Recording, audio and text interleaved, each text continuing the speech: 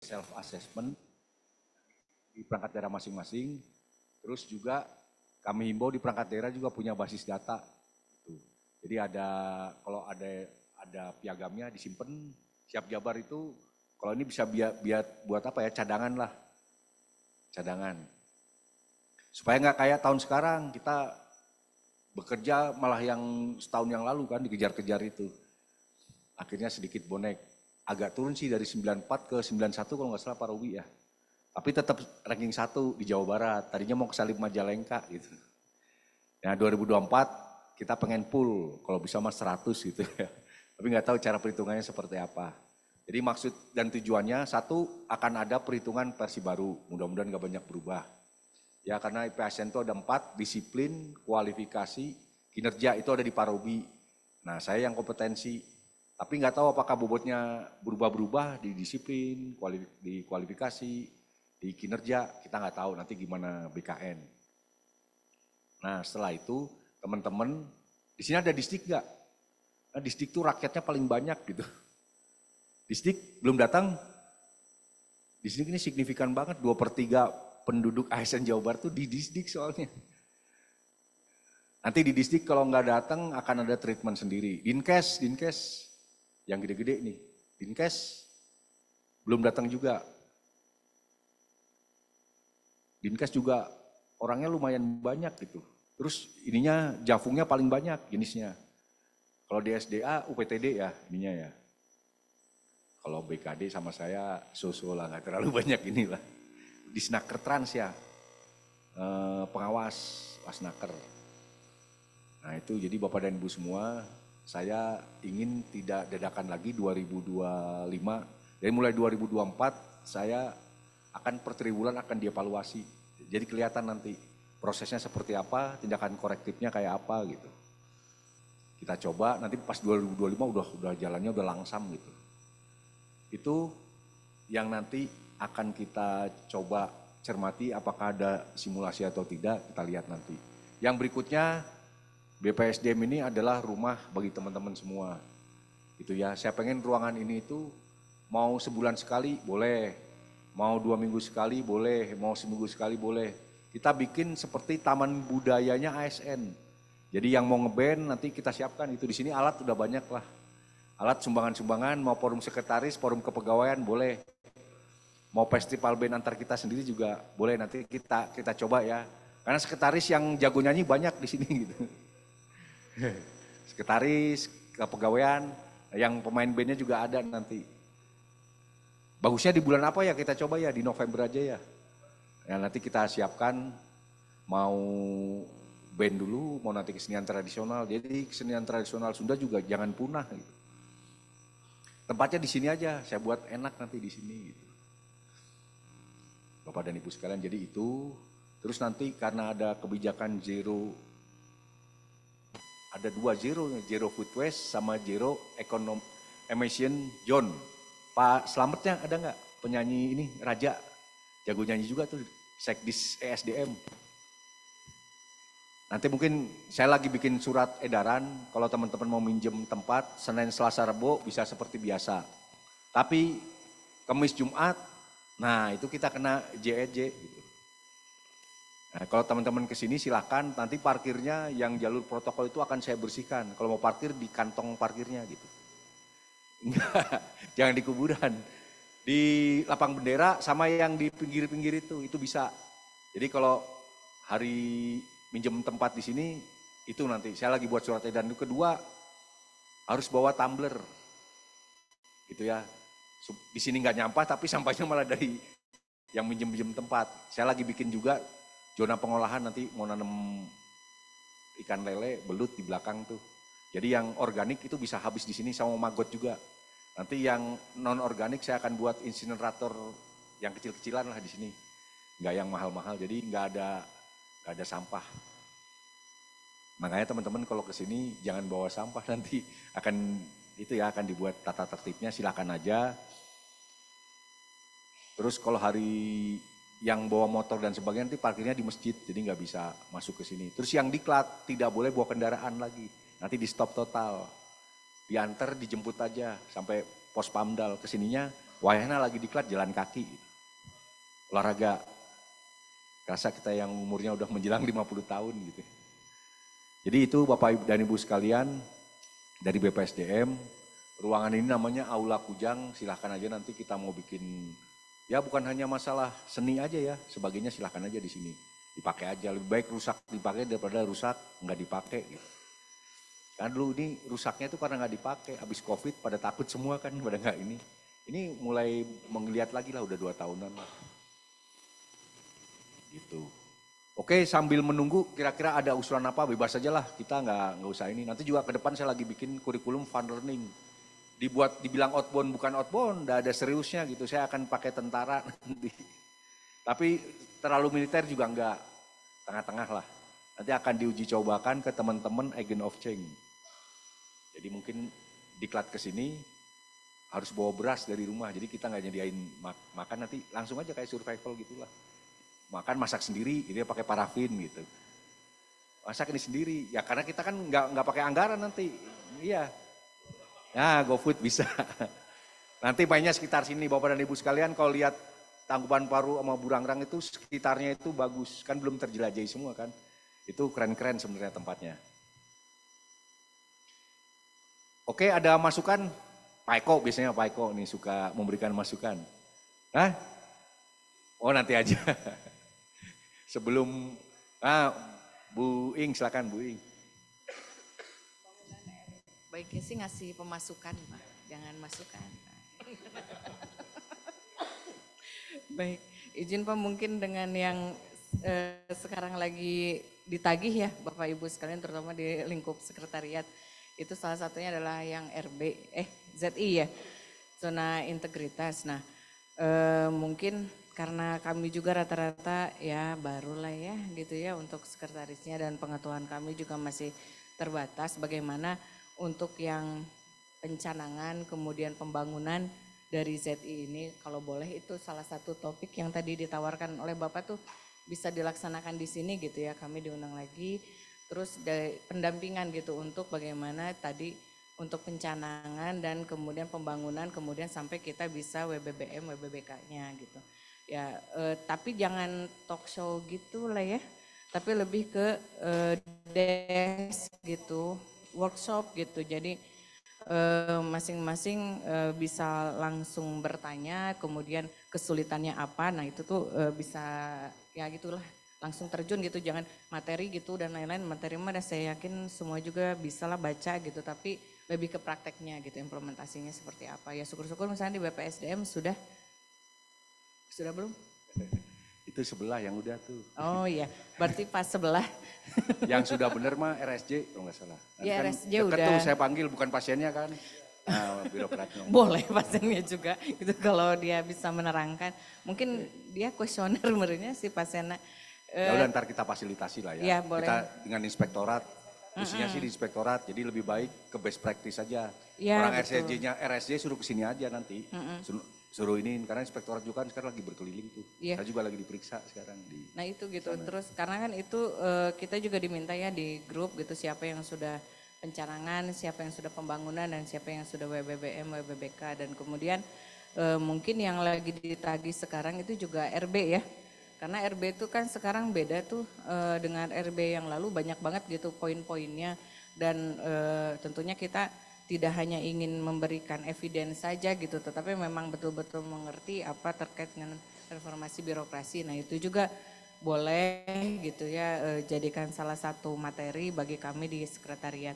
Termasuk juga untuk kepegawaian yang IPASN ini ya, hatur nuhun nih kita sudah diundang gitu, karena ini juga jadi salah satu penilaian kami untuk teman-teman di staf kami ya, di masing-masing dinas begitu mungkin. Oke, terima kasih Bu Ing. Jadi yang pertama ZI, sebenarnya kalau BPSDM ZI-nya sudah. Pencanangan itu kita biasanya ngundang narasumber dari inspektorat, mereka datang sosialisasi, terus kita bikin spanduk, diapel gitu kan, terus tanda tangan sama-sama, ya, kan kayak gitu kan Pak Ruby ya. Nah, pencanangan gitu sih kan udah semua kemarin ya difasilitasi oleh Sekda ya. Selanjutnya apa tindak lanjutnya? Nah, itu. Nanti mungkin di DES sama RSJ lah atau seperti apa. Kan yang penting mas sebenarnya bukan on the desk dan on paper gitu ya.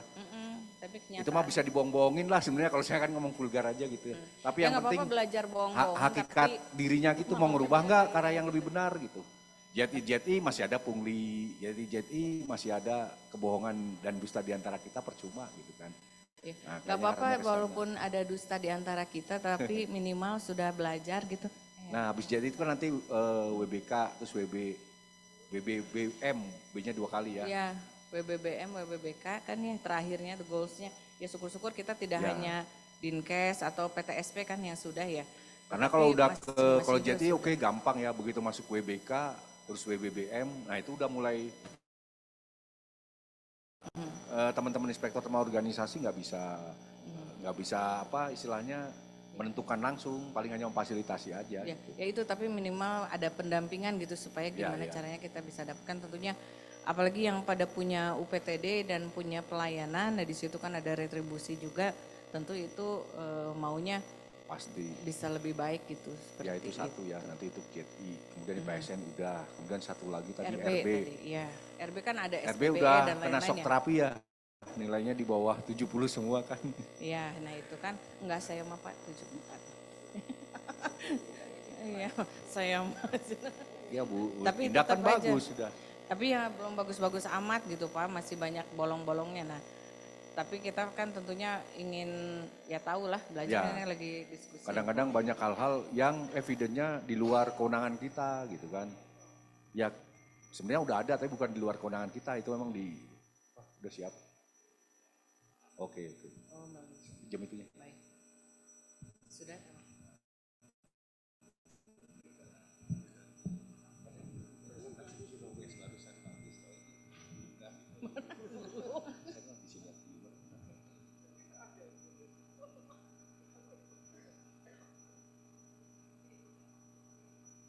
Oke ya, ini Pak Ibu narasumbernya sudah hadir.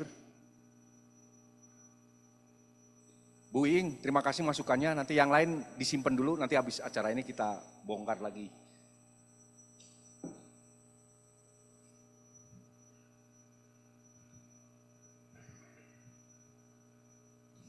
Nah sebelum ke Bu Kabit ya,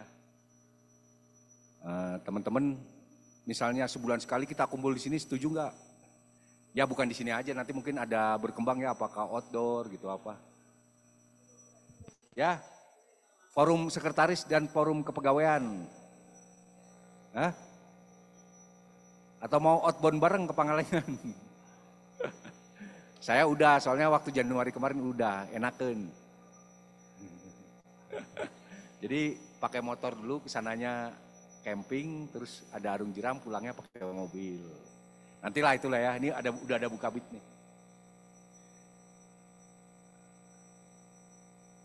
Bu Kabit udah siap? Ya, Pak. Pasien tes ininya, soundnya, Tes, tes. tes. Ya, terdengar, Pak? Ya, siap. Oke. Izin Bu Kabit, kita mulai ya. Ya, Bapak.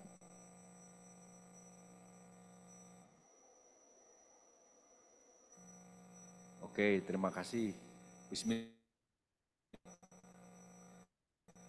Yang saya hormati narasumber kita dari Kanrek 3 BKN Bandung, Ibu Lia Rosalina, Sarjana Sosial MAP.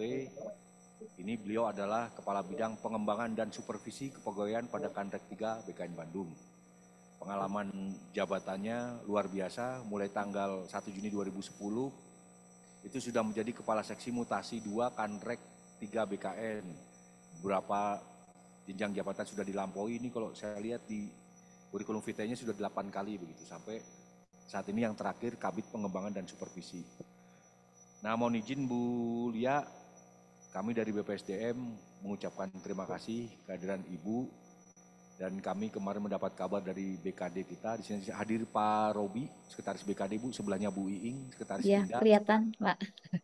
Bu Eva, DP3KB, Bu Yanti, dan Pak Tatang, ada Bu Yosi dari DSDA, serta rekan-rekan kepegawaian seluruh perangkat daerah di Jawa Barat, Bu. kami informasikan perangkat daerah kita 38, kalau dengan Biro 46, dan ini mohon izin setelah dari BKD itu katanya ada formula IPSN yang baru. Nah karena kami concernnya di BPSDM dan BKD itu ikunya adalah IPSN, mohon arahannya dan bimbingannya kira-kira ke depan formulanya seperti apa dan apa yang harus kita lakukan untuk supaya stay di IPSN kalau bisa mah tetap tertinggi gitu bagi Jawa Barat. Saya kira itu dan salam dari Kepala Badan kami yang sekarang menjadi PJ Wali Kota Bogor, Bu. Melalui saya Sekretaris BPSDM, salam ke teman-teman BKN, mohon senantiasa memberikan arah dan bimbingannya khususnya dalam pengembangan sumber daya manusia di Jawa Barat. Demikian Bu Lia Rosalina, waktu dan tempat kami persilakan ke Ibu untuk memberikan arahan, bimbingan, juga wawasannya kepada kami semua, para sekretaris, para Kasubag TU, dan teman-teman pengelola kepegawaian di seluruh perangkat daerah Jawa Barat. Mangga, terima kasih. Wassalamualaikum warahmatullahi wabarakatuh. Waalaikumsalam warahmatullahi wabarakatuh. Suara saya terdengar ya, Pak? Tes, tes. Suara saya terdengar, Pak? Jelas Bu? Jelas. Jelas ya? Baik, Ya, jelas Bu. Bismillahirrohmanirrohim. Assalamualaikum warahmatullahi wabarakatuh. Selamat pagi, salam sehat, salam sejahtera untuk kita semua. Yang terhormat Bapak PLH Kepala Badan Pengembangan Sumber Daya Manusia Provinsi Jawa Barat, Bapak Yudi Kunchoro APMM. Kemudian tadi saya terinformasikan juga telah hadir Bapak Ibu Sekretaris Badan, Sekretaris Dinas dari BKD, ada Pak Robi. Hai Pak, baru kemarin kita ketemu ya Pak. Kemudian juga ada sekretaris dari Disperindag, dari DP3AKB, DSDA, ada Bu Yosi juga ya, Bu Yosi kawan lama saya. Kemudian dari Diskuk ya, Diskuk dan Disnaker Trans ya. Dan Bapak Ibu para hadirin peserta peserta ini apa ya judul kegiatannya? Peserta FGD mungkin ya, lebih ke FGD terkait pengukuran IPASN. Nah, pertama-tama permohonan maaf karena sedia kalanya tadinya saya mau hadir secara fisik ya Pak. Ternyata ini ada kegiatan di Kabupaten Serang. Jadi kemarin sore saya berangkat ke sini dan ujiannya Provinsi Jabar saya tinggal Pak Robi, tapi tenang ada tim-tim kami yang melanjutkan. Saya melanjutkan di ujian dinas Kabupaten Serang. Ya. Ada suara yang bocor ya Pak. Baik, di kesempatan pagi hari ini sesuai hasil koordinasi dengan Pak Hafiz ya sebelumnya, saya diminta untuk menyampaikan terkait pengukuran indeks profesional ASN. Tapi sekali lagi saya tidak memposisikan sebagai narasumber ya, Pak Yudi. Kita sama-sama di sini sharing saja karena Pak Sekban juga saya tahu bagaimana effortnya BKD Provinsi Jawa Barat ya dalam seluruh pelaksanaan manajemen ASN. Jadi mungkin di kegiatan pagi hari ini saya hanya sharing saja. Mungkin Bapak Ibu di dinas-dinas ada yang belum mengetahui secara detail terkait pengukuran indeks profesionalitas ASN ini. Dan terkait IPASN ini juga sudah ada nilai IPASN tahun 2023 baru keluar minggu kemarin.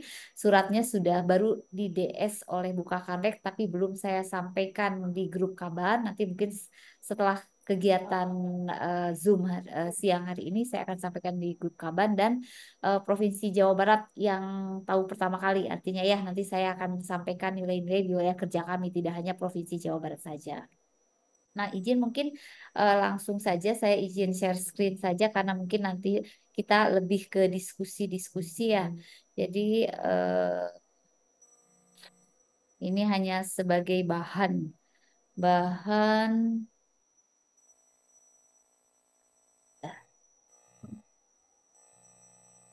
sudah tampil kah? Sudah tampil ya bahan Nah, tayang saya ya Pak?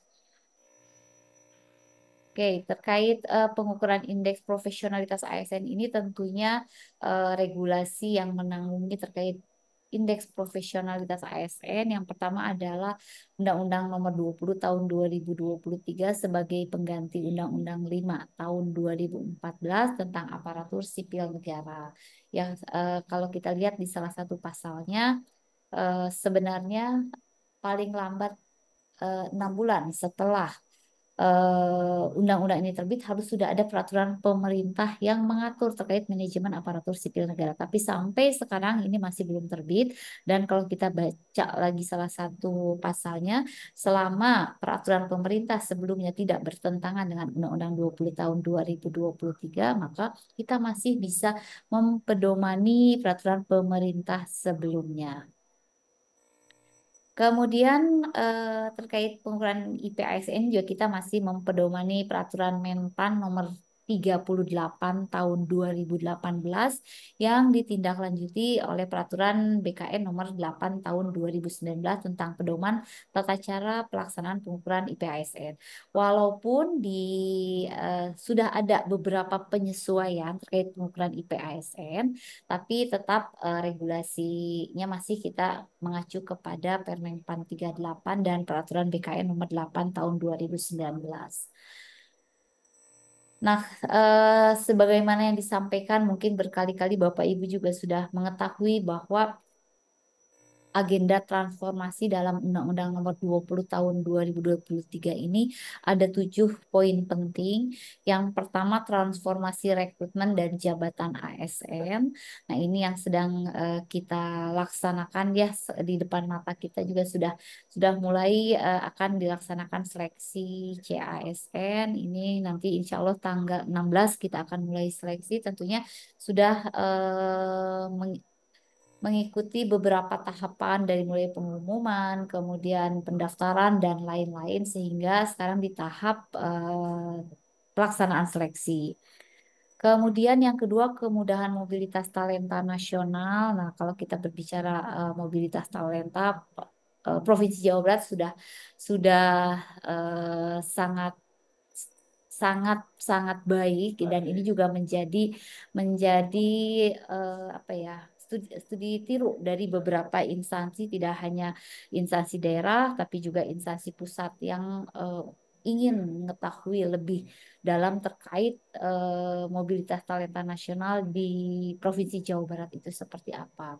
Kemudian yang ketiga percepatan pengembangan kompetensi. Nah, ini tentunya percepatan pengembangan kompetensi ini juga menjadi salah satu dasar dari pengukuran indeks profesionalitas ASN. Nah, bagaimana kita bisa melakukan pengembangan kompetensi ini? Karena kalau kita lihat setiap tahun pengukuran indeks profesionalitas ASN ini selalu mentok di dimensi kompetensi. Tapi kalau Jawa Barat mah sudah sangat bagus ya. Tapi selalu saya menyampaikan bahwa Provinsi Jawa Barat itu bagus, tapi punya tugas yang berat karena Provinsi Jawa Barat kan menaungi kurang lebih 28 ya 27 kabupaten kota yang ada di pemerintah Provinsi Jawa Barat. Artinya ini juga tidak hanya PR kami BKN tapi juga PR Provinsi Jawa Barat untuk mengupgrade nilai indeks profesionalitas ASN di lingkungan Provinsi Jawa Barat sebanyak 27 kabupaten kota ya. Kemudian penataan tenaga non ASN ini sudah selesai kita lakukan sehingga dari hasil penataan ini juga kita bisa nanti akan ada seleksi terkait P3K. Kemudian reformasi pengelolaan kinerja dan kesejahteraan ASN ini juga menjadi salah satu poin penting di Undang-Undang 20. Bagaimana terkait pengelolaan kinerja kita ke depannya karena selama ini kalau kita lihat seseorang tidak berkinerja yang selalu dilihat punishment-nya apa, tapi kesejahteraan mana kala si ASN itu mempunyai kinerja yang luar biasa, itu kadang kesejahteraannya tidak tersentuh. Reward-nya apa sih? Nah, Provinsi Jawa Barat, nah, alhamdulillah ya sudah ada pemilihan PNS berkinerja terbaik, kemudian inovatif dan lain-lain. Tapi di beberapa kabupaten kota ini belum melaksanakan. Jadi masih fokus ke punishment-nya apa, tapi reward-nya belum diberikan. Kemudian digitalisasi manajemen ASN, ya ini kedepannya juga semua harapannya adalah satu data ya, one big data. Jadi walaupun instansi daerah mempunyai simpek masing-masing, tapi kedepannya sudah akan kita arahkan nanti terintegrasi dengan SI ASN ya. Jadi mangga simpeknya diperbagus, tapi harus dua arah dengan SI ASN. Kemudian penguatan budaya kerja dan citra institusi ini juga menjadi salah satu agenda penting di Undang-Undang 20 tahun 2023. Nah, kalau kita lihat di pasal 49 di Undang-Undang 20 tahun 2023 terkait pengembangan kompetensi, di sini yang pertama, setiap pegawai ASN ini wajib melakukan pengembangan kompetensi melalui pembelajaran secara terus-menerus agar tetap relevan dengan tuntutan organisasi. Jadi berbeda dengan di Undang-Undang 5. Kalau di Undang-Undang 5, pengembangan kompetensi itu merupakan hak-hak seluruh PNS ya. Seluruh PNS berhak untuk mendapatkan pengembangan kompetensi. Tapi di Undang-Undang 20 ini berubah dari hak menjadi kewajiban. Nah, kewajiban ini tentunya kalau kita lihat salah satu kewajiban atasan di PP 94 tahun 2021 adalah atasan itu wajib untuk memberikan kesempatan pengembangan kompetensi tim yang ada di bawahnya. Nah, ini juga Bapak Ibu yang hadir di sini juga berarti punya kewajiban tidak hanya melakukan pengembangan kompetensi untuk diri sendiri tapi untuk tim yang ada di bawahnya karena sudah merupakan kewajiban. Kemudian kalau kita lihat lagi wajib berapa JP? Untuk PNS-nya wajib 20 JP dalam 1 tahun. Untuk P3K bagaimana? Untuk P3K sebesar-besarnya adalah 24 JP. Tapi selalu kami sampaikan bukan berarti 20 JP selesai, 24 JP selesai, sudah tidak lagi mau melakukan pengembangan kompetensi. Jadi jangan sampai kegiatan-kegiatan pengembangan kompetensi yang kita lakukan selama ini hanya sekedar untuk mendapatkan sertifikat untuk diupload di My ASN-nya sehingga nanti nilai IP ASN-nya tinggi. Tidak hanya sekedar pemenuhan sertifikat, tapi lebih ke dari pengembangan kompetensi yang kita lakukan, hasilnya seperti apa, dievaluasi. Apakah setelah melakukan pengembangan kompetensi, oh betul, kompetensinya meningkat. Kemudian setelah meningkat, kewajiban apa lagi yang harus dilakukan? Artinya dia juga harus melakukan transfer knowledge kepada rekan-rekan lainnya, bukan hanya terhenti di yang bersangkutan. Karena sebagaimana kita ketahui juga bahwa pengembang anggaran untuk pengembangan kompetensi itu dulu karena saya pernah di sekretariat juga di tata usaha, biasanya anggaran untuk pengembangan kompetensi itu minim. Dan manakala ada refocusing terkait anggaran, biasanya yang dicari pertama kali adalah anggaran pengembangan kompetensi. Padahal kalau kita lihat visi misi dari pemerintahan sebelumnya, Pak Jokowi kan salah satunya adalah pengembangan SDM. Nah, bagaimana SDM ini bisa kompetensinya meningkat, manakala misalnya anggarannya selalu minim dan selalu kena refocusing ya. Tapi sekali lagi, sekarang semenjak sisi positif dari kejadian COVID yang lalu, ternyata pengembangan kompetensi ini tidak hanya dilakukan berdasar harus dengan anggaran atau harus secara hadir langsung ya, tapi juga bisa banyak kita lakukan melalui Zoom atau kita ikut belajar mandiri dan lain-lain. Jadi pengembangan kompetensi bisa dilakukan melalui jalur apapun. Yang kedua, pembelajaran dilaksanakan melalui sistem pembelajaran yang terintegrasi. Kemudian juga dilakukan pendekatan secara komprehensif, menempatkan proses pembelajaran pegawai ASN. Yang pertama ini terintegrasi dengan pekerjaan, jadi pengembangan kompetensi ini idealnya memang sesuai dengan pekerjaan kita ya. Kemudian sebagai bagian penting dan saling terkait dengan komponen manajemen ASN, terhubung dengan pegawai ASN lain lintas instansi pemerintah maupun dengan pihak terkait ya. Jadi bisa dilakukan tidak hanya di dalam tapi juga bisa keluar. Kemudian untuk transformasi pengembangan kompetensi ASN, nanti juga di BPSDM juga nanti mungkin kita bisa berkolaborasi lebih banyak lagi terkait pengembangan kompetensi ya. Di sini juga pengembangan kebijakan, pengembangan kompetensi ini menjamin akses luas bagi semua ASN, jadi merdeka belajar, inklusif, memperhatikan akses bagi difabel, dan mampu menghasilkan dampak nyata bagi peningkatan kinerja organisasi dan pembentukan karakter ASN sesuai nilai berakhlak. Ya kalau kita lihat sesuai arahan Pak Menpan bahwa reformasi yang kita lakukan ini memang harus berdampak ya. Jadi jangan sekedar pengembangan kompetensi, kemudian misalnya ada penugasan ke luar negeri, biasanya penugasan ke luar negeri ini orang berebut ya.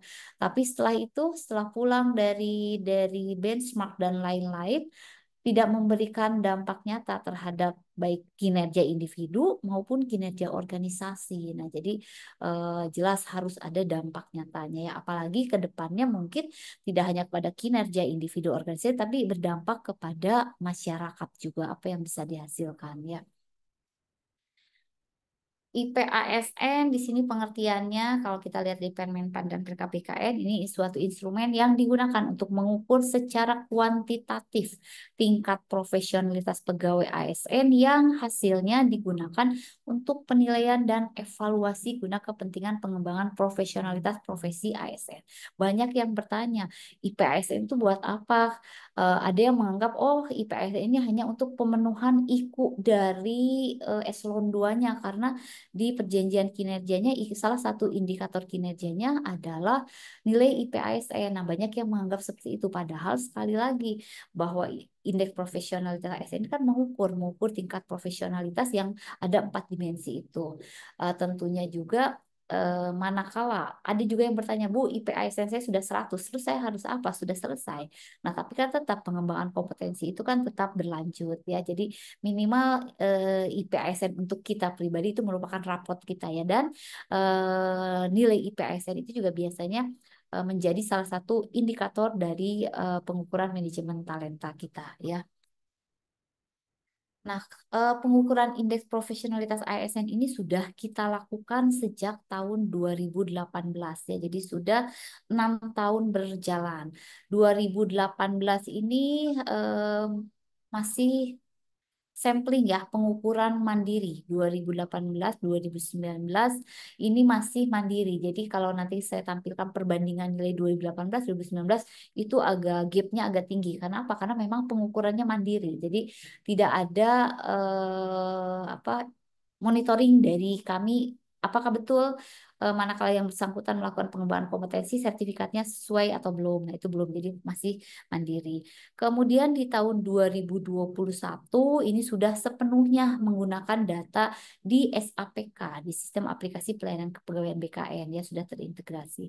Di tahun 2022 dan 2023 ini sudah menggunakan data dari SIASN ya, mana jadi nanti Bapak Ibu juga nanti bisa disampaikan ke ASN di OPD-nya masing-masing bahwa masing-masing itu bisa mengupdate di MySAPK-nya ya.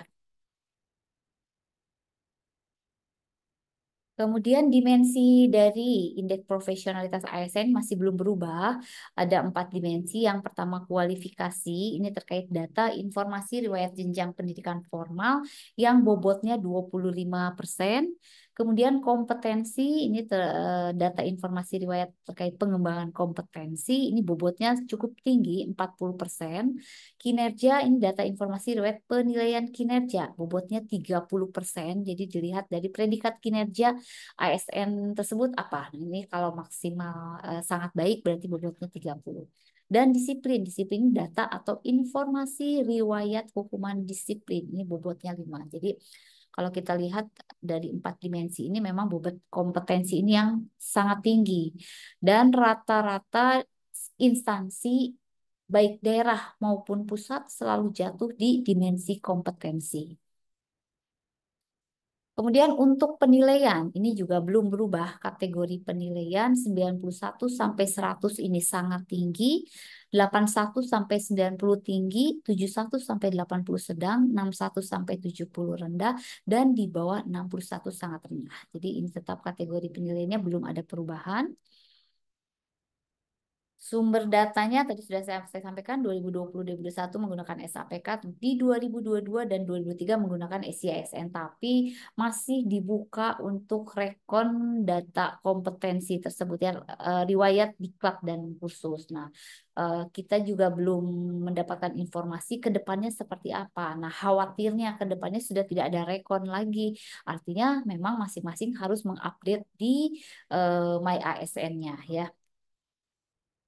Nah, saya mau melakukan perbandingan di pengukuran IPASN 2022 dan 2023. Nih, kalau di 2022 di sini ada migrasi sumber data dan aplikasi IPASN yang terintegrasi, kemudian revisi regulasi penyesuaian bobot dimensi, kemudian juga fitur rekon atau riwayat SKP dan diklat atau kursus di SIASN. Jadi masih menggunakan fitur rekon.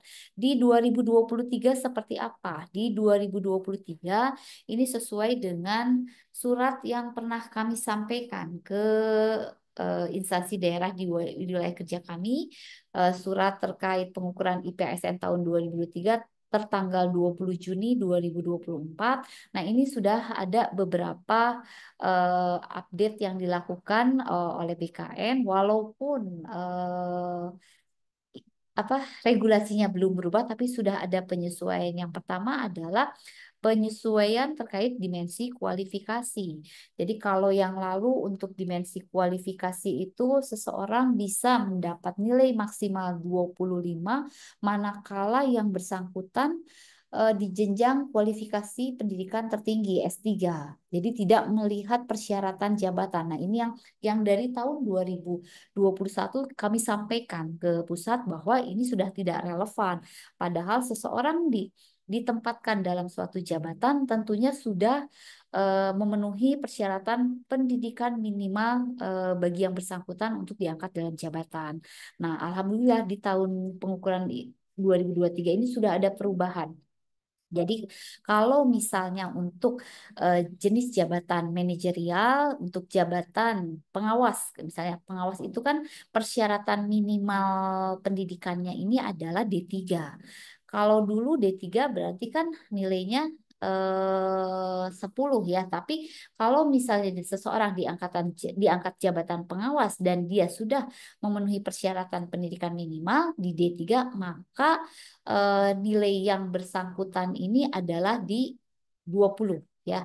Kemudian untuk jabatan administrator misalnya kan persyaratan pendidikan minimalnya adalah S1 atau D4.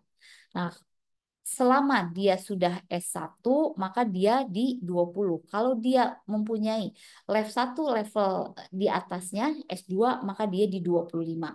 Kalau dia S3 tetap di 25 karena sudah melewati persyaratan pendidikan minimalnya.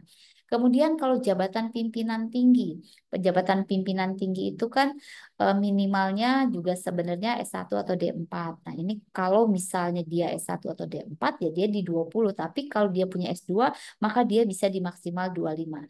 Jadi kalau sebagai contoh aja saya pejabat administrator S2 yang lalu nilai nilai untuk dimensi kualifikasi saya mentok di 23 karena saya belum S3. Nah, karena sudah ada surat dari Pak PLT Kepala BKN yang bulan Juni ini ternyata sudah ada penyesuaian sehingga manakala saya S2 pun karena sudah melampaui persyaratan minimal, jadi saya bisa di 25 untuk kualifikasinya ya. Ini juga sama untuk yang non manajerial juga ya. Kemudian yang kedua terkait dimensi penyesuaian dimensi kompetensi. Nah, ini juga alhamdulillah karena ada update terbaru sehingga kalau saya lihat rata-rata nilai kompetensi eh, agak meningkat. Mengapa? Karena sekarang dikaitkan dengan hasil penilaian kinerja. Jadi tidak hanya nilai diklat saja pengembangan kompetensi, tapi juga ditambahkan dengan hasil penilaian kinerja. Contohnya misalnya untuk jabatan manajerial, jabatan pengawas, dia misalnya eh, hasil penilaian kinerjanya sangat baik, kemudian sudah melaksanakan diklat tim, kemudian juga diklat teknis dilaksanakan, pengembangan kompetensi dilaksanakan, maka nilainya menjadi 40. Jadi dikaitkan dengan hasil penilaian kinerjanya ya. Jadi ada yang diuntungkan, tapi ada juga yang beberapa dirugikan manakala memang nilai SKP-nya tidak maksimal gitu ya. Nah, ini juga sudah ada penyesuaian sehingga nilai dimensi kompetensi ini juga lumayan meningkat dengan ada penyesuaian ini. Kemudian untuk P3K, nah ini juga menjadi catatan kita bersama bahwa ternyata untuk pengukuran IP ASN tahun 2023 juga sudah mengukur IP ASN IP P3K. Jadi dipisahkan. Jadi ada IP PNS, ada IP P3K, barulah penggabungan. Nah, kalau saya lihat rata-ratanya untuk IP P3K ini rata-rata memang belum maksimal karena mungkin baru pada diangkat sehingga pengembangan kompetensinya agak sedikit misalnya terabaikan. Nah, ini juga menjadi PR kita bersama untuk peningkatan nilai IP ASN tahun 2024. Ini kan masih ada beberapa bulan ya, kita coba upgrade nilai untuk pengembangan kompetensi para P3K karena memang sudah dipisahkan untuk IP PNS dan IP P3K. Nah, untuk pengukuran IP ASN sendiri, nah ini siapa saja yang terlibat?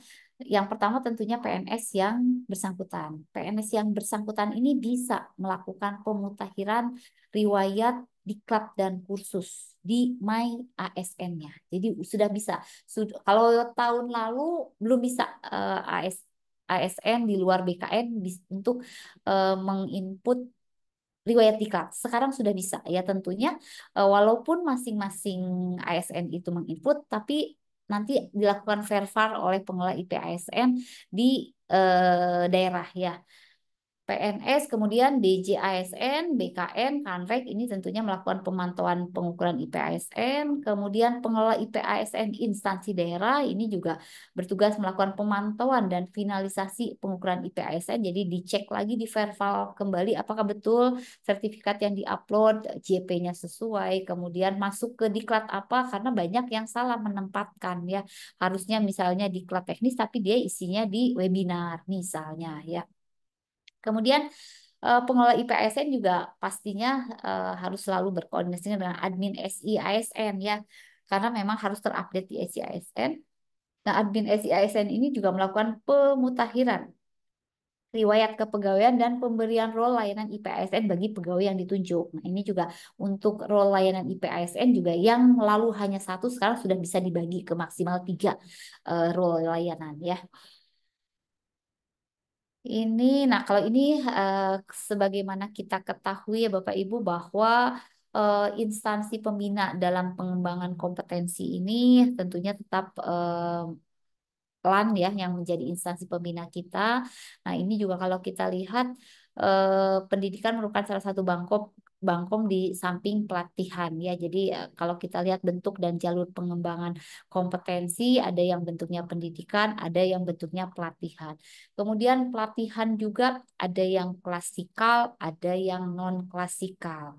Nah, kalau yang klasikal apa saja ada pelatihan struktural kepemimpinan, manajerial, teknis, fungsional, sosial, kultural, seminar, workshop, kursus penataran, dan lain-lain yang non-klasikal. Nah, ternyata ini yang bentuk pelatihan lain yang bisa dilakukan secara non-klasikal, ini bisa berbentuk e-learning, pelatihan jarak jauh, mentoring, pertukaran pegawai, outbound, data sharing, coaching, benchmark, magang, dan lain-lain. Penyelenggaranya siapa? Ini bisa mandiri, bisa bekerja sama dengan lembaga diklat yang terakreditasi, atau bisa bekerja sama dengan lembaga diklat independen yang terakreditasi. Ya. Dan tentunya ini juga harus berkoordinasi dulu ya kalau di Jawa Barat ke BPSDM ya. Lembaga-lembaga mana saja nih yang bisa kalau misalnya OPD menyelenggarakan kegiatan-kegiatan tentunya harus mungkin seizin dari BPSDM. Kemudian metode Bangkom yang dikembangkan di sini adalah pembelajaran formal. Ini pembelajaran formal ternyata hanya 10% ya untuk dilakukan. Kemudian pembelajaran berbasis lingkungan sosial 20% dan pembelajaran berbasis pengalaman ini yang terbesar ini adalah 70% ya. Untuk pembelajaran berbasis pengalaman ini juga bisa berupa kegiatan penugasan dan pengalaman lapangan. Ini saya skip saja. Nah, kalau kita lihat untuk pembelajaran formal, ini sekali lagi tetap masih mengacu ke Perlan 10 tahun 2018, jalur pelatihan klasikal. Ini kalau untuk pelatihan struktural kepemimpinan tentunya bagi PNS yang diangkat dalam jabatan struktural, ini konversi JP-nya sesuai dengan JP dan bobot per indikatornya 15, sehingga manakala pejabat struktural ini belum diklatih, memang terasa nanti nilai IPASN-nya pasti berkurang karena bobotnya cukup besar 15 ya. Kemudian pelatihan teknis ini juga program peningkatan pengetahuan keterampilan sikap untuk memenuhi kompetensi penguasaan substantif bidang kerja. Ini juga kalau nasional sesuai JP, kalau internasional ditambah 20%. Nilainya ini bobot per indikatornya 15 bagi jabatan pimpinan tinggi, administrator, pengawas, dan fungsional. Dan untuk pelaksana ini 22,5. Dan untuk diklat teknis ini hanya dihitung dalam 1 tahun terakhir. Jadi kalau pengukuran IPASN 2024 berarti yang diukur adalah diklat teknis yang dilakukan di tahun 2024. Kemudian pelatihan fungsional ini bagi PNS yang diangkat dalam jabatan fungsional tentunya juga harus mengikuti diklat fungsional sesuai dengan jabatannya. Ini juga nilainya 22,5 ya. Kemudian pelatihan sosial kultural ini untuk konversi JP-nya nasionalnya sesuai dengan JP dan internasional ditambahkan 20%. Seminar konferensi saresehan ini juga tentunya yang relevan dengan bidang tugas atau kebutuhan pengembangan karir. Ini ada maksimalnya untuk nasional 1 hari 4 JP, untuk internasional 1 hari 6 JP, dan bobot per indikatornya ini 10 untuk JPT, administrator pengawas fungsional, dan 17,5 untuk pelaksana. Dan untuk seminar, workshop, kursus, dan lain-lain, ini bisa dipergunakan dalam 2 tahun terakhir ya. Jadi kalau pengukuran 2024 berarti bisa digunakan 2023 dan 2024. Workshop juga sama, tentunya juga penugasan untuk menghasilkan produk tertentu selama kegiatan berlangsung. Ini nasionalnya 1 hari maksimal 5 JP dan internasional 1 hari 7 JP. Kursus ini juga yang dilakukan dalam waktu yang relatif singkat, ini sesuai dengan JP. Kalau untuk internasional ditambahkan 20%. Kemudian penataran, ini penataran juga sesuai dengan JP untuk nasional, bimbingan teknis juga sesuai dengan JP.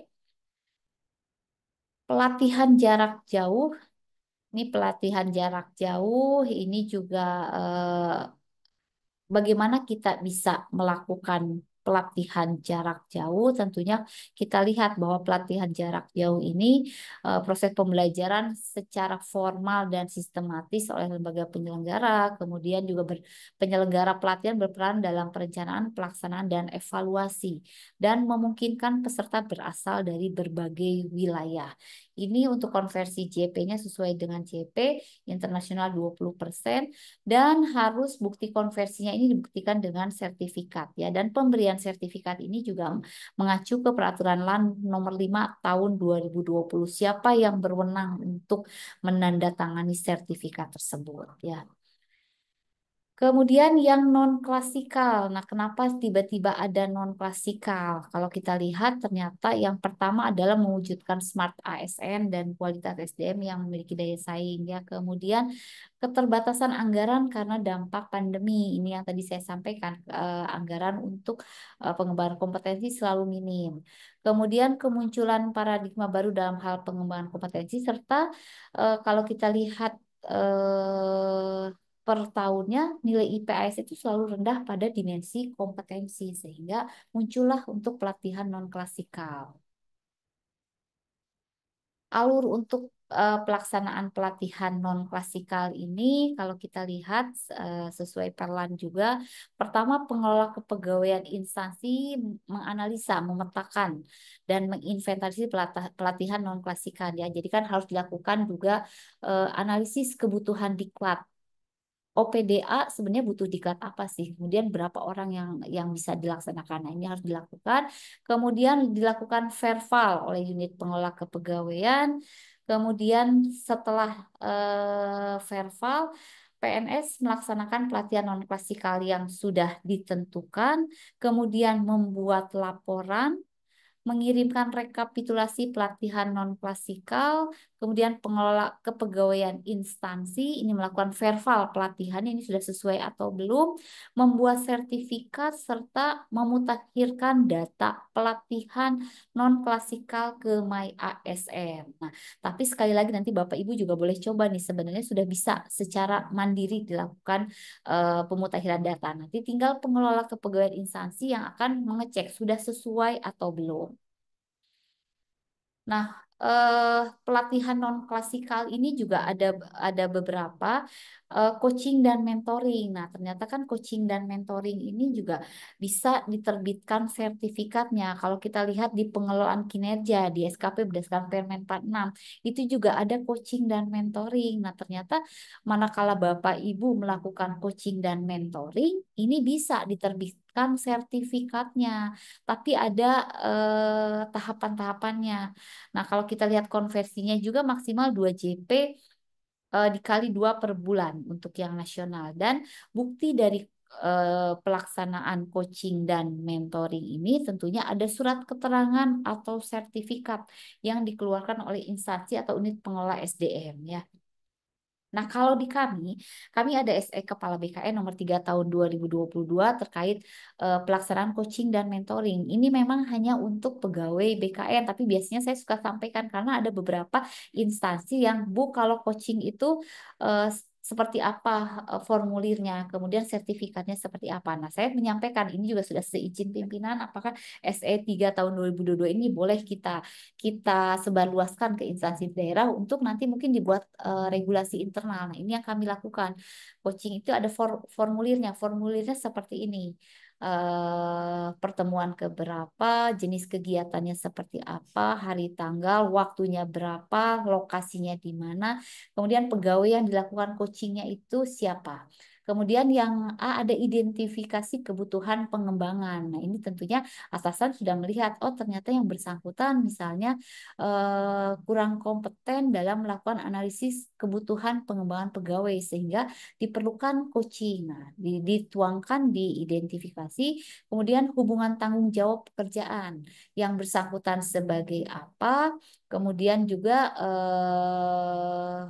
apa yang harus dilakukan nanti siapa coachingnya siapa juga ya disampaikan.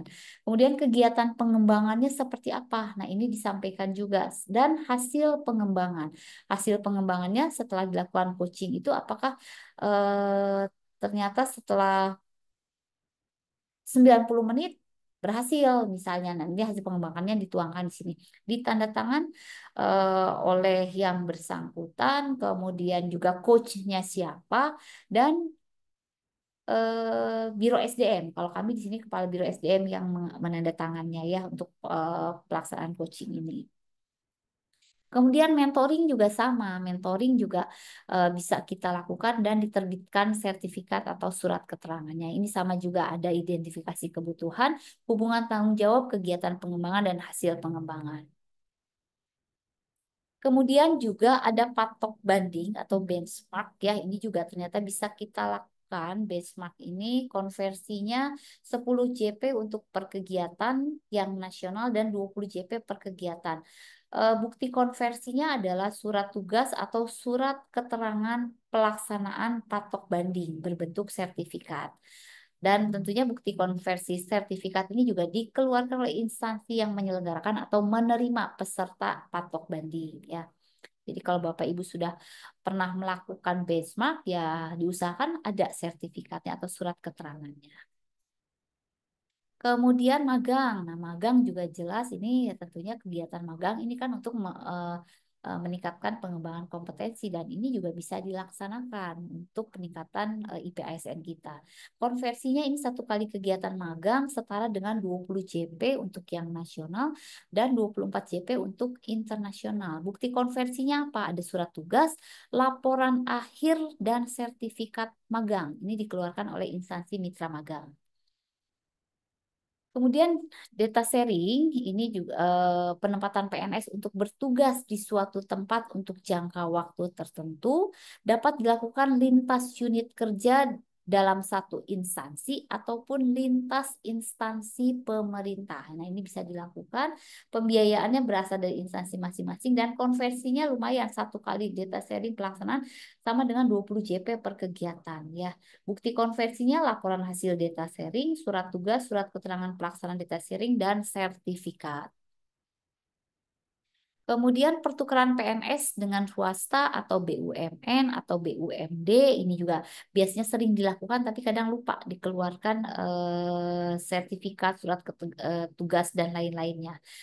Ini ternyata bisa dikonversi untuk satu kali pertukaran itu 20 CP dan bukti konversinya laporan hasil pertukaran, surat tugas atau surat keterangan pelaksanaan pertukaran PNS atau bisa berbentuk sertifikat. Kalau misalnya tidak dikeluarkan sertifikat dari tempat yang kita melakukan pertukaran, bisa berbentuk surat tugas atau surat keterangan ya. Kemudian bimbingan di tempat kerja ini juga bisa dilakukan. Ini maksimal 2 JP per hari. Bukti konversinya surat penugasan, formulir coach atau koci atau surat keterangan juga. Kemudian komunitas belajar. Nah, komunitas belajar juga ini bisa dilaksanakan. Nah, kalau kita lihat definisinya, ini perkumpulan beberapa orang PNS yang memiliki tujuan untuk saling menguntungkan, berbagi pengetahuan, keterampilan, dan sikap sehingga mendorong terjadinya proses pembelajaran. Ya, jadi bisa dilakukan komunitas belajar di instansi masing-masing. Ini maksimal 2 JP per hari, bukti konversinya, formulir, dokumentasi pelaksanaan, daftar hadir, dan sertifikat. Tapi baiknya ya ada surat keterangan juga ya. Kemudian outbound, ternyata outbound pun bisa keluarkan dikeluarkan sertifikatnya. Selama ini manakala saya belum mengenal jauh terkait Perlan 10 tahun 2018, tahunya kalau outbound itu ya sudah outbound selesai. Ternyata kegiatan outbound yang kadang seharian itu ternyata bisa dikeluarkan sertifikatnya ya. Nah, ini sesuai dengan JP, bukti konversinya ini formulir, evaluasi, daftar hadir, dan sertifikat. Kemudian belajar mandiri. Belajar mandiri ini misalnya saya ingin apa ya yang simpel lah. Kalau sekarang membuat bahan tayang itu kan kalau dulu pakai PowerPoint ya, kalau sekarang kan anak-anak sekarang pakainya Canva nih. Nah, saya teh misalnya nggak bisa bikin Canva. Kita lihat urgensinya apa? Oh, ternyata karena di bidang PDSK ini harus membuat modul-modul bahan tayang, artinya kan itu bermanfaat untuk kinerja di bidang kami. Nah, saya mau melakukan belajar mandiri, saya lihat di YouTube, itu boleh melalui YouTube. Tapi tentunya manakala kita melakukan belajar mandiri ini harus harus sepengetahuan atasan ya, sepengetahuan atasan. Jangan sampai pada saat jam kerja diberikan penugasan dengan alasan oh saya sedang belajar mandiri, saya tidak bisa diganggu. Nah, tentunya belajar mandiri ini juga harus seizin atasan. Nah, ini juga maksimal 2 JP per hari. Bukti konversinya formulir rencana belajar mandiri dan laporan hasil belajar mandiri ya. Dan pemberian sertifikatnya juga mengacu pada Perlan 5 tahun 2020. Nah, formulir belajar mandiri kalau di kami sesuai EP Kepala BKN 3 tahun 2022 juga ada formulirnya seperti ini sama dengan coaching, mentoring dan belajar mandiri. Ada identifikasi kebutuhan pengembangan, hubungan tanggung jawab, kegiatan pengembangan dan hasil pengembangan. Nah, ini kalau yang di kami, kalau kami melaksanakan ini ada formulirnya seperti ini.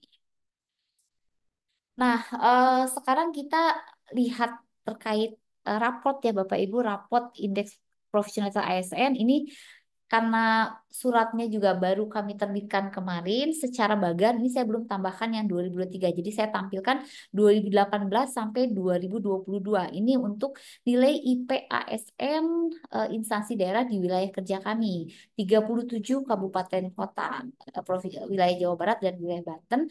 2018 ini nilai IP ASN kami 61,30. 2019 62,66. Ini agak lumayan. Kenapa? Karena tadi saya sampaikan di awal, karena penghitungannya masih mandiri, masih manual. Belum ada aplikasi ya, jadi secara manual dihitung. Kemudian 2020 turun karena sudah berdasarkan pengukuran yang terintegrasi dengan SAPK. Nah, ini agak turun karena memang sudah dilihat betul tidak manakala yang bersangkutan melakukan pengembangan kompetensi sertifikatnya sesuai atau tidak. Kemudian 2021 agak naik sedikit 51,83 dan di 2022 alhamdulillah cukup peningkatan yang signifikan karena kami juga di awal tahun 2022 kami selalu melakukan penyampaian ke instansi daerah kerja kami untuk meningkatkan nilai IPASN dan beberapa kali juga kami melakukan Zoom pendampingan untuk IPASN tersebut ya. Nah, ini kalau kita lihat nih 2000, nah secara tabel baru saya tampilkan 2023. 2023 alhamdulillah naik menjadi 81,10. Nah, kalau kita lihat dari perbandingan 2019 sampai 2023 dari mulai kategori rendah, sangat rendah, sedang dan tinggi. Dan kalau kita lihat Bapak Ibu memang dari 4 dimensi ini yang agak cukup minim adalah untuk dimensi kompetensi ya, kan dimensi kompetensi ini 40%. Nah, alhamdulillah di 2023 sudah 29,28 rata-ratanya, sudah mulai cukup meningkat. Kualifikasi, kalau kualifikasi pendidikan ini kadang ya ada keterbatasan. Mengapa? Manakala misalnya seseorang ingin meningkatkan kualifikasi pendidikan dari S1 pengen S2, pengennya dapat tugas belajar, tapi ternyata anggaran beasiswa untuk tugas belajar itu terbatas. Yang bisa dilakukan tugas belajar mandiri. Tugas belajar mandiri artinya harus menggunakan anggaran pribadi dan tidak boleh mengganggu tugas kedinasan. Nah, jadi kadang untuk kualifikasi ini terhambat karena memang anggaran ya karena untuk meningkatkan kualifikasi pendidikan. Tapi kompetensi, nah kompetensi ini kan ternyata kalau kita lihat di slide yang tadi saya sampaikan banyak nih banyak cara untuk meningkatkan nilai kompetensi. Kinerja ini juga lumayan meningkat juga untuk disiplinnya juga sudah maksimal 5 ya. Jadi untuk perolehan di 2023 ini Kanrek 3 yang melalui Jawa Barat Banten nilainya alhamdulillah kategorinya tinggi total 81,10. Kami ranking kedua, yang pertama itu Kanrek Surabaya Jawa Timur, wilayah Jawa Timur. Nah, yang kedua kami Kanrek 3 wilayah Jawa Barat dan Banten. Nah, kalau kita lihat per kategorinya, jadi dari jumlah instansi 37 kabupaten kota tahun 2022 ya. Tahun 2022 ada satu instansi daerah kategorinya sangat tinggi. Ini Provinsi Jawa Barat. Kemudian kategori tinggi 6 instansi daerah. Kategori sedangnya 17 dan kategori rendahnya 12. Kategori sangat rendah masih ada satu. Nah, ini perbandingan di 2022 ya. Jadi dari 37 kabupaten wilayah kerja kami komposisinya seperti ini di 2022. 2023 seperti apa? Nah, 2023 kategori sangat tingginya kosong, artinya Provinsi Jawa Barat yang asalnya sangat tinggi sekarang kategori nilai akhirnya adalah tinggi ya. Kategori tingginya ada 18 kabupaten kota, kategori sedangnya 19. Alhamdulillah untuk rendah dan sangat rendah sudah tidak ada.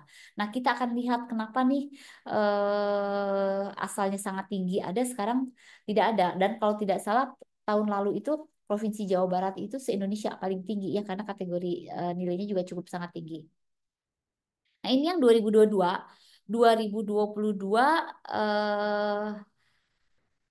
5 terbesar yang 2023-nya karena suratnya baru ya jadi saya belum bikin rinciannya. Provinsi Jawa Barat itu 94,03. Ini kalau tidak salah se-Indonesia paling tinggi Provinsi Jawa Barat.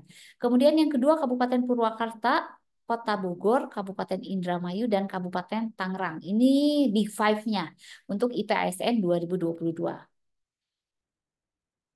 Ini ya, nah ini jadi kategorinya memang satu-satunya yang sangat tinggi di wilayah kerja kami ini hanya Provinsi Jawa Barat dengan capaian 94,03. Ini saya skip saja karena 2022 ya. Jadi masih ada sangat rendah nih Kota Tasik. Jadi sekali lagi mungkin sama-sama Provinsi Jawa Barat dan Kanlek 3 kita kita coba meningkatkan nilai-nilai di wilayah Jawa Barat ya. Nah, untuk 2023 ini untuk capaian IP ASN Provinsi Jawa Barat. Jumlah ASN-nya 40.516, PNS-nya 28.572 dan P3K-nya 11.944. Nah, mengapa jadi turun? Nah, yang saya evaluasi adalah sekarang sudah dipisah antara IP PNS dan IP P3K. Untuk dimensi kualifikasi PNS-nya 21,46, P3K-nya 20,05. Dimensi kompetensi PNS-nya 37,55 dan P3K-nya 32,57. Dimensi kinerja 2781 untuk PNS dan P3K 27,64. Dimensi disiplinnya sama 5. Sehingga kalau dipisah IP PNS-nya betul untuk PNS masih sangat tinggi ya 91,82. Tapi P3K-nya kalau kita gabungkan ini 85,26 dan kalau kita jumlahkan total nilai IP ASN untuk Provinsi Jawa Barat tahun 2023 adalah 89,89 tinggi. Jadi kalau kita lihat perbedaan 2022 dan 2023 artinya ada penurunan ya, ada penurunan. Walaupun IPPNS-nya masih bagus, tapi kan karena sekarang sudah dipisahkan dan akhirnya digabungkan dibagi dua, maka nilainya menjadi 89,89. Kategori tinggi. Nah, mungkin sebelum masuk ke kendala, saya juga akan memperlihatkan surat yang belum sempat saya kirim di grup Kaban.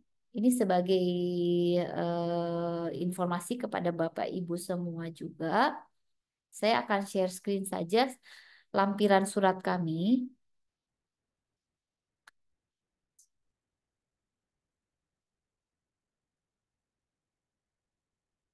Nah, jadi ini lampiran surat yang akan kami kirim ke para kaban.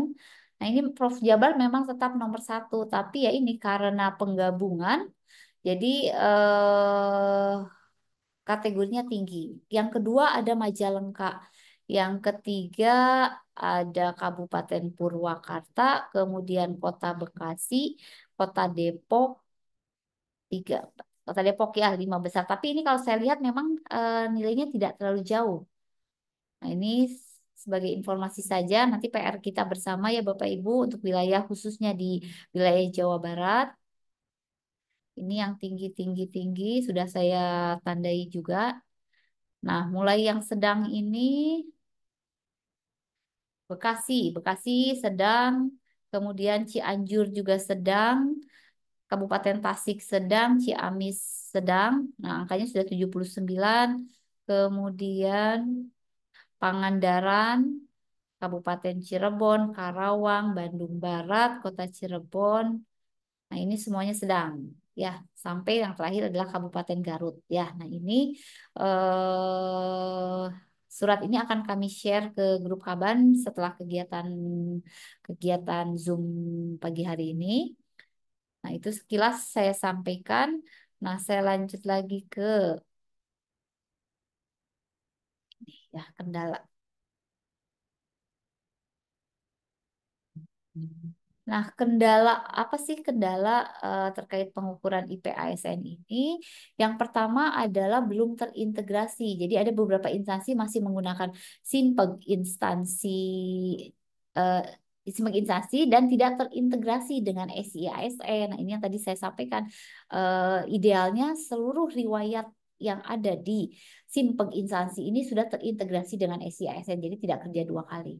Kemudian pemutakhiran data, jadi masih banyak terdapat data riwayat diklat atau kursus dan penilaian kinerja serta hukuman disiplin yang tidak termutakhirkan ke dalam aplikasi SI ASN. Jadi banyak yang memang sudah diklat, sudah pelatihan tapi tidak diupdate. Nah ini kadang menjadi PR kita bersama untuk menyampaikan kepada ASN di OPD Bapak Ibu bahwa ya manakala mereka mempunyai sertifikat, tolong dimutakhirkan di My ASN-nya ya. Karena apa?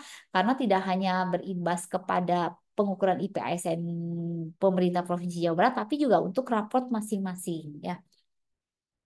Nah, langkah ke depannya apa untuk pengukuran IP ASN khususnya di wilayah kerja kami? Tentunya pertama kami selalu melakukan pemantauan untuk dimensi kompetensi dan kinerja, kemudian pemutakhiran rekon atau integrasi simpel, dan tentunya koordinasi pengelola IP ASN baik dengan pusat maupun Kanrek ya. Jadi karena eh, Kanrek 3 menaungi 29 wilayah Jawa Barat. Nah, harapan kami di wilayah kerja kami itu berkoordinasi kami dan kami yang akan menyampaikan ke DJASN.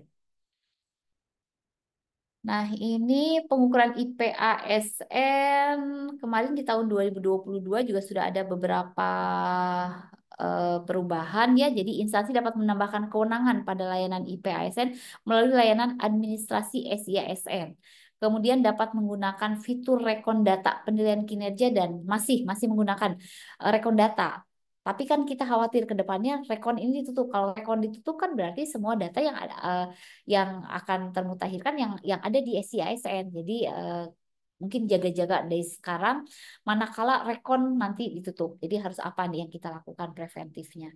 Kemudian admin SCISN instansi juga sudah bisa memberikan hak akses layanan kepada pengelola IPASN instansi paling banyak 3 pengguna. Kalau dulu hanya satu, jadi kasihan. PIC IPASN itu kadang babak belur untuk melakukan verval. Nah sekarang sudah bisa 3 diberikan 3 pengguna ya. Ini juga ada panduannya untuk menambahkan kewenangan. Kemudian PNS dapat melihat nilai IP ASN terbarunya melalui My ASN. Hasil pengukuran IP ASN juga dapat dilihat dan diunduh pada layanan IP SI ASN dan mekanisme penginputan tiap unsur instrumen pengukuran melalui peremajaan data, rekon data, atau integrasi. Nah, nanti Bapak Ibu juga bisa menyampaikan ke ASN di instansi Bapak Ibu.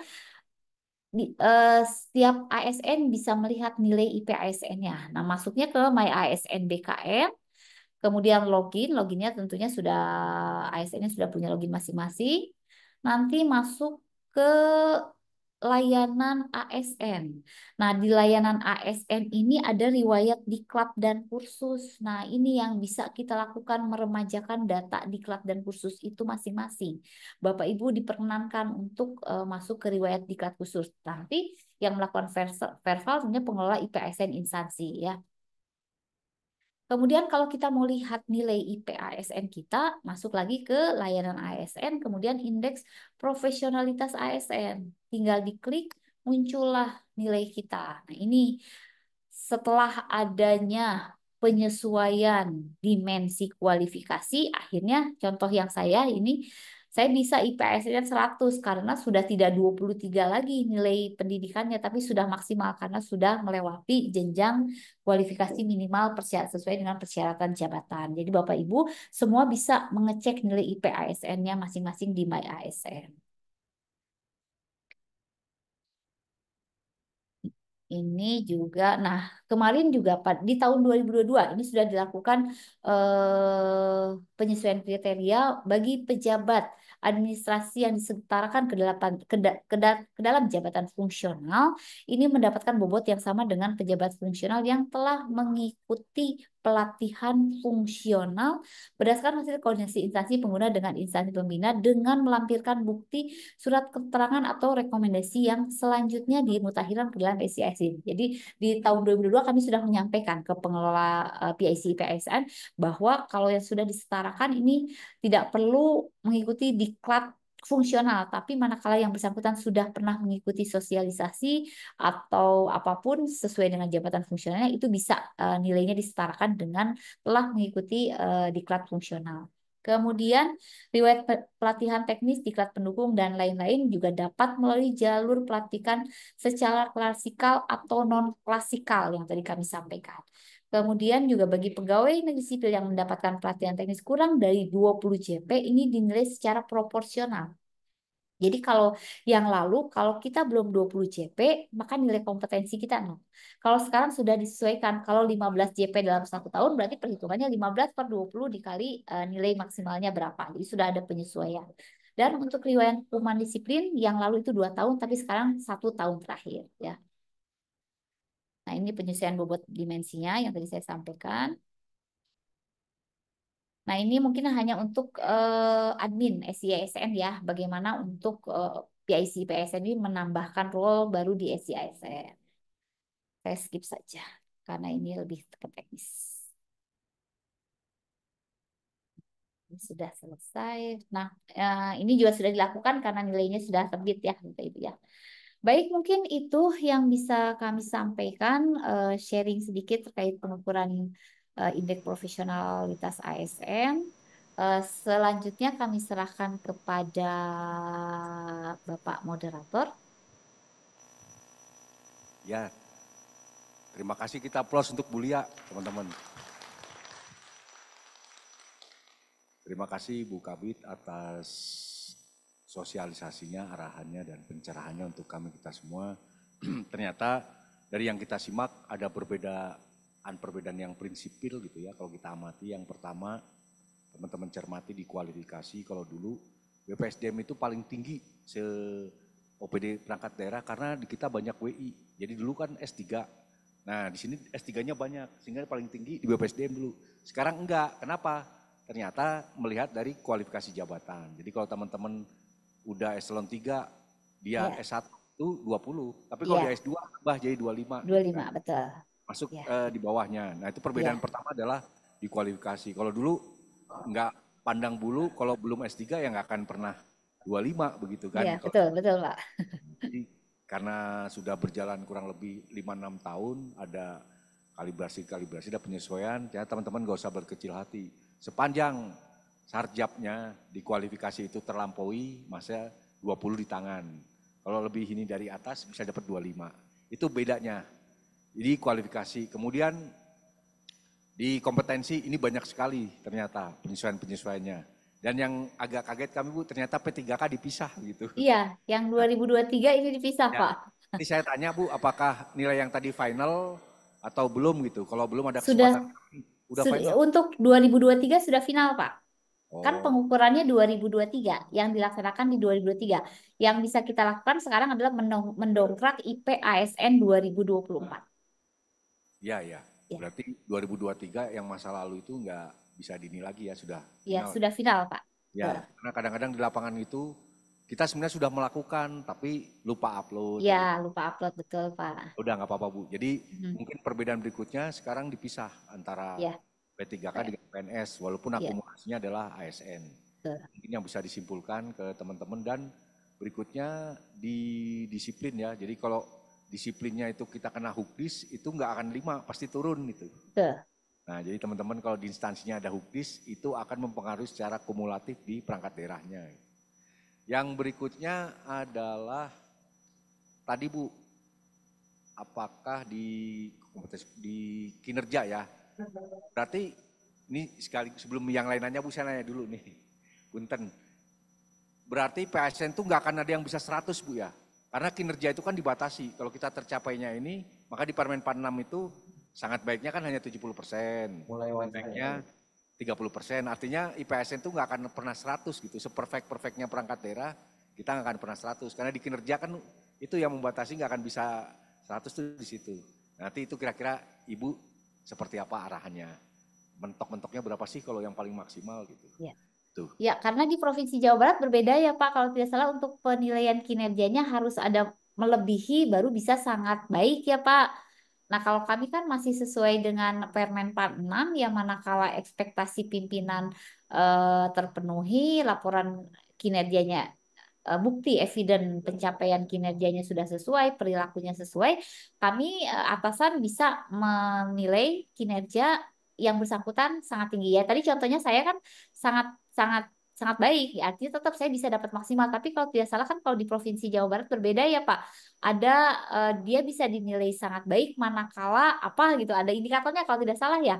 Ya, ya. Ya, Oh, jadi masih bisa 100 Bu ya kalau bisa di. Bu, ya contohnya aja yang saya aja 100 gitu ya, karena memang predikat kinerjanya sangat baik gitu. Oke, makasih Bu. Nah sekarang saya beri kesempatan ke teman-teman perangkat daerah yang ingin bertanya. Silahkan saya buka 3 termin ya. Bu Eva nomor 1, yang lain? Di pengelola kepegawaian, Bu Eva aja. Yang lain, Bu Siti, satu lagi ini kok kalah sama Mama ini. Para pejantan tangguhnya enggak ini. Ya ibu-ibu ya. Bu Siti, Bu Eva, yang ini pria. Oh nanti saya kasih kesempatan Bu Eva dulu ya, ini sekretaris DP3 AKB, silahkan. Baik, hatur nuhun Pak Sekban. Salam kenal Bu Ibu, saya dari Iya, DP3 Bu. AKB Provinsi Jawa Barat. Bu, menarik tadi yang disampaikan, walaupun masih keleyeng-keleyeng ya, banyak sekali gitu ya materinya, kemudian secara teknis, rasanya ini kita masih harus juga Pak Sekban, rasanya perlu apa ya, perlu pendalaman lagi gitu ya, karena tadi ada hitungan-hitungan, kemudian ada aturan-aturan yang rasanya sih itu bisa kita kejar gitu ya. Saya pun baru mendapatkan informasi detailnya sekarang ini. Nah, yang ingin saya tanyakan yang pertama, tadi ada belajar mandiri gitu ya. Belajar mandiri. Nah, kalau belajar mandiri tadi disampaikan misalnya pembelajaran tentang pembuatan PowerPoint gitu ya atau apa gitu ya. Nah, contohnya kalau misalnya kita mengikuti kursus gitu ya. Kursus tapi secara individu saja. Saya contohnya gini, saya ikut kursus pembuatan novel misalnya begitu Bu. Nah, apakah itu bisa diklaim? Karena itu sertifikatnya kita dapat gitu ya. Kemudian jam pelajarannya juga ada, apakah itu bisa diklaim? Hal-hal yang seperti itu begitu ya. Ya. Kemudian rasanya kan kalau misalnya menyusun buku itu pasti ada terkaitannya juga dengan tema dengan substansi yang ada gitu ya, yang ada di kita di institusi misalnya gitu ya. Kemudian tadi misalnya urusan magang Bu, yang magang itu apakah ada aturannya, misalnya bisa nggak misalnya magang antar OPD, antar provinsi gitu. Atau misalnya magangnya misalnya kalau provinsi harus ke pusat kan gitu ya, harus atau seperti apa. Itu saya dulu Bu, terima kasih. Ya, baik. Langsung dijawab ya Pak, biar nggak lupa. Mangga Bu, mangga. Ya, Sudah Bu Eva. ya, Bu Eva atur nuhun. Ya, karena mungkin ya selama ini kan kalau kami sosialisasi IPSN kan hanya ke BKD BKPSDM ya Bu ya, yang via Zoom pun yang kami undang ya BKD BKPSDM. Nah, ini terkait tadi belajar mandiri Bu. Jadi kan kalau belajar mandiri itu yang pertama kan harus mengidentifikasi dulu kebutuhan pengembangannya seperti apa. Betul tidak sih? Memang Ibu harus misalnya novel aja ya, harus menyusun novel. Nanti korelasinya dengan tugas jabatan ibu seperti apa, terus buat pengembangan kinerja organisasinya seperti apa. Nah itu kan harus diketahui dulu, analisis kebutuhan lah, kebutuhan melakukan pengembangan itu seperti apa. Kemudian boleh nggak tadi apa ya, ikut kursus, ikut kursus.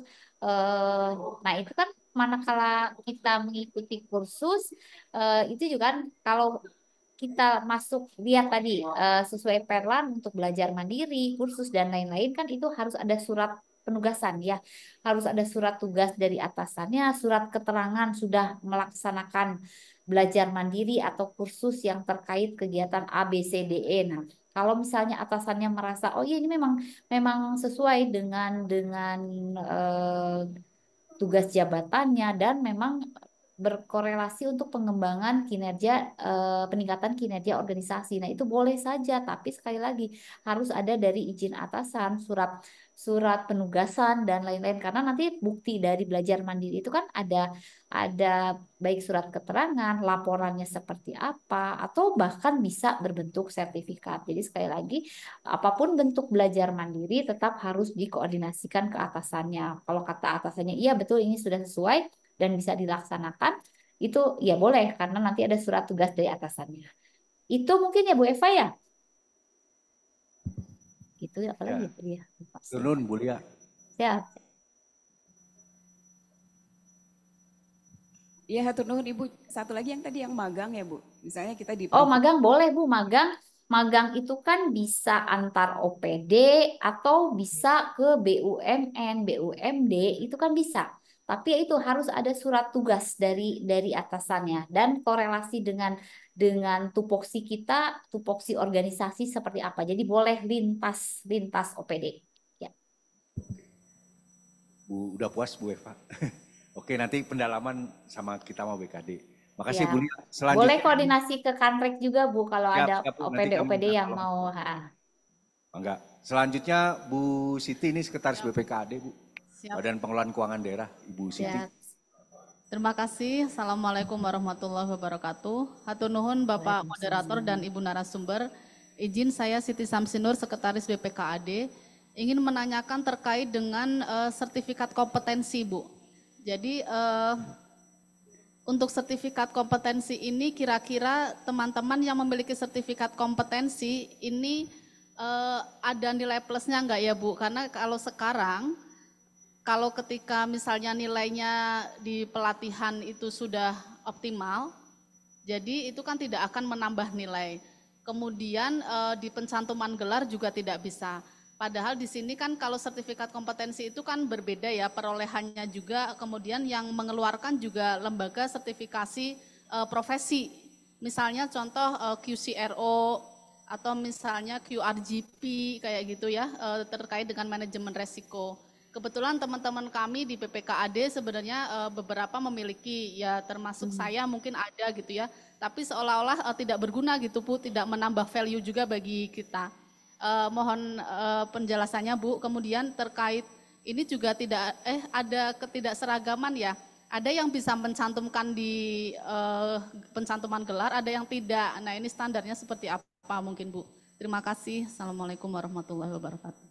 Waalaikumsalam. Ya baik, hatur nuhun Bu Siti. Terkait sertifikat pengembangan kompetensi, sekali lagi artinya sebenarnya manakala sertifikat itu terbit dan berkorelasi dengan kegiatan tugas jabatan dan kinerja organisasi, itu bisa Bu diremajakan di SI-ASN sebagai salah satu bentuk pengembangan kompetensi. Nah, mengenai siapa yang menandatangani sertifikat, kan kalau kita lihat di Perlan, mungkin nanti ya ini juga harus dicek bersama ya, karena untuk sertifikat itu kan kalau tadi saya sampaikan bukti sertifikat itu bisa dikeluarkan oleh instansi yang menyelenggarakan atau juga sesuai dengan peraturan LAN yang 2020. Jadi 2000 di Perlan 2020 itu ada kewenangan siapa yang bisa untuk mengeluarkan sertifikat tersebut ya. Jadi kalau misalnya swasta yang melaksanakan kan mungkin bisa bisa koordinasi nih ke BPSDM, karena ini swasta apakah bisa di update karena bukan instansi, tapi kan kalau kita lihat tadi lembaga yang menyelenggarakan untuk pengembangan kompetensi itu kan bisa mandiri, bisa lembaga luar tapi terakreditasi. Nah, artinya kan masih bisa untuk diremajakan di IPASN Bapak Ibu semua, karena sertifikat yang didapat walaupun misalnya dari lembaga, tapi kalau misalnya memang sesuai dengan tusi Bapak Ibu untuk meningkatkan pengelolaan kinerja organisasi. Nah, tentunya itu bisa di-upgrade di ASN. Nah, nanti mungkin untuk pemberian sertifikat itu bisa mengacu kepada peraturan LAN nomor 5 tahun 2020, yaitu tentang surat keterangan pelatihan ya. Kalaupun misalnya harus yang pemerintah atau ada beberapa kalau saya lihat ada beberapa instansi kalau misalnya dia mau menyelenggarakan harus seizin kegiatan apapun harus seizin dari BKD-nya dulu. Jadi ada aplikasi yang OPDA mau mengadakan pelatihan A. Nah, ini diperbolehkan oleh tidak. Nah, dari BKD-nya baru muncul, oh boleh. Nah, baru bisa diselenggarakan. Nah, jadi sertifikatnya masih bisa dilakukan untuk pengembangan kompetensi dan untuk peningkatan indeks profesionalitas ASN. Itu mungkin ya Bu Siti ya? Bu Siti ya. Gimana Mbak Siti? Cukup? Satu lagi teman-teman? Ada? Oh ini dia. Ya, Assalamualaikum warahmatullahi wabarakatuh. Waalaikumsalam. Ibu Lia, Daman. Enggak pas sekuen mah teu kacin aros, Pak. Ya. Sanes naros tapi ini Bu dari Pak Alhamdulillah inisiasi dari Pak PLH dari BPSDM ingin sharing jadi di Jawa Barat mungkin keseriusannya sudah makin tinggi lagi Bu tentang IPSN ini. Jadi apalagi sekarang saya dengan para sekretaris rata-rata sudah ingin tahu lebih banyak. Jadi mungkin ke depan bukan tidak mungkin nanti teman-teman minta bimbingan dari Bu Lia dan segala macam. Memang secara teknis Bu dengan regulasi yang baru ternyata mulai jadi nanti mudah-mudahan kami BKD dan BPSDM agak lebih ringan dalam updating data terkait IPASN. Ternyata langsung teman-teman di sini juga langsung ini kita harus update data apa dan data apa. Tapi secara teknis memang Bu perlu digambarkan bahwa ketika misalnya ini nanti akhirnya muaranya di aplikasi SIISN Bu, memang masih ada kendala kan itu masih yang menjadi ketelitian kami yang kita usernya pakai Siap Jabar nanti terintegrasi dengan SIISN. Jadi mungkin mohon maklum ketika misalnya data tidak secepat kepada yang update-nya langsung di SIISN. Mungkin itu saja Bu Lia, terima kasih. Ya, hatur nuhun Pak Sekdan ya. Ya alhamdulillah kita selalu berkolaborasi ya Pak ya. Jadi betul di kayaknya mulai awal tahun ini kalau tahun lalu itu masing-masing PNS ASN belum bisa update, tapi di awal karena kita coba pada saat saya memberikan sosialisasi, ternyata Bu nggak bisa, ternyata saya berkoordinasi ke pusat memang hanya untuk BKN saja. Nah tahun ini ternyata sudah bisa nih masing-masing ASN untuk meremajakan, tapi betul meremajakan bukan berarti meremajakan selesai karena nanti harus ada verify lagi dari PIC IPASN di instansi daerah. Jadi kita mungkin saling berkolaborasi dari ASN-nya, dari PIC-nya sehingga tidak terlalu berat nih pekerjaan PIC IPASN. Dan betul Provinsi Jawa Barat itu sudah sangat banyak melakukan kegiatan-kegiatan untuk pengembangan kompetensi dari mulai tahun lalu ya. Jadi kalau misalnya saya memberikan paparan terkait IPSN, saya selalu mencontohkan contoh Provinsi Jawa Barat. Nah, banyak kegiatan yang dilakukan, baik webinar, kemudian sosialisasi, dan lain-lain melalui Zoom. Semua orang bisa mengikuti, dan itu merupakan salah satu bentuk pengembangan kompetensi Bapak Ibu. Dan akhirnya betul Pak, bukan pedahi ini Jawa Barat Sadayana ya, tapi saya kan saya mengamati di wilayah kerja kami. Ternyata banyak setelah saya share di grup Kaban, tiba-tiba kota A, Bu, kami menyelenggarakan. Mereka kadang awalnya menyatakan, Bu, tidak ada honor narasumber. Oh, honor narasumber itu tidak masalah. Kami pun di Kandek melaksanakan pengembangan kompetensi. Kami ada kegiatan Raka Bangtesi, jadi Rabu di kampus pengembangan kompetensi. Setiap 2 minggu sekali kami melaksanakan melalui Zoom. Kami undang instansi daerah. Jadi materinya apa? Materinya terkait kepegawaian.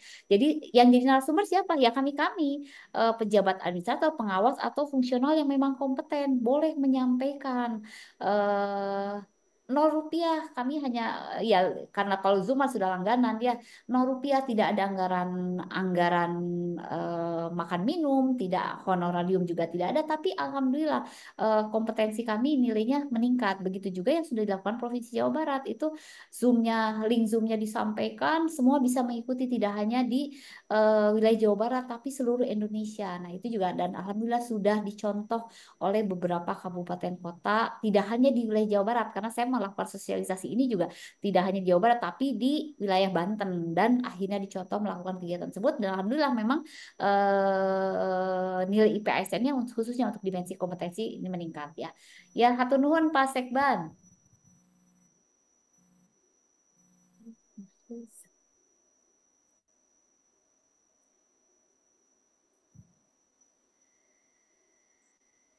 Ya, mangga. Cukup ya teman-teman ya. Ya. Nanti mohon izin Ibu, kami minta Ya, Pak. paparannya. Oke. Mohon izin paparannya untuk Ya. kami dalami lagi. Ya, siap Dan Pak. berikutnya ini bukan titik Bu, masih koma. Kami perlu pendalaman. Tadi terutama yang makhluk baru tadi Bu, pengembangan kompetensi P3K. Nah, Iya. kami nanti mengarahnya di next pertemuan berikutnya mungkin Bu. Siap Sama Bapak. perhitungan yang lebih mendetil tadi Bu Eva minta ya. Pendampingan atau apa nanti kami akan upayakan fasilitasi di BPSDM. Atur nuhun Ibu atas pencerahannya. Misami Salam ke Bapak. teman-teman BKN Kanrek 3 khususnya. Terima kasih. Wassalamualaikum warahmatullahi wabarakatuh. Waalaikumsalam warahmatullahi wabarakatuh. Hatur nuhun Bapak, Pak Sekban, Pak Bu Sekdi Sadayana. Izin saya live Zoom-nya ya Pak ya. Mangga Bu, atur nuhun. Nanti bahan paparan saya sampaikan ke Pak Hafiz. Siap.